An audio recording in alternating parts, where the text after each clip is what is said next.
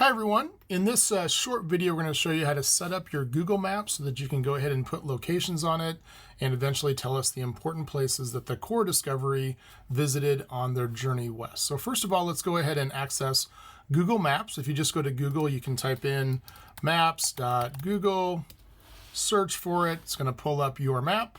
Right now up here I can see that I'm in my personal Google account. So I'm going to click on this and I'm going to go to my school account. So that I am in my school account. You guys will want to be in your school account as you build your map for this activity.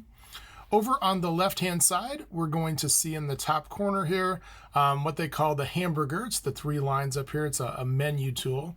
We're going to click on that. It's going to pull down some options. You're going to want to select where it says Your Places.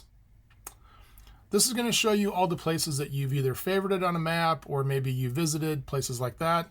You want to click on the one over here that says Maps. You're going to see all the previous maps you've created in the past. If you've created some, down here, you're going to create a new map. So click on the bottom where it says Create Map, and it's going to open up a brand new map for you to use. So right now, this is an untitled map. It has no name. We want you guys to title it. So go ahead and click on where it says Untitled Map. It's going to give you an option to name it. And why don't you go ahead and start the name of your map with your last name. So if I was doing this, since my last name is Langhorst, I'm going to type Langhorst, and then go ahead and after your last name, type Core of Discovery. Make sure that you spell it correctly, Core of Discovery, and then click Save.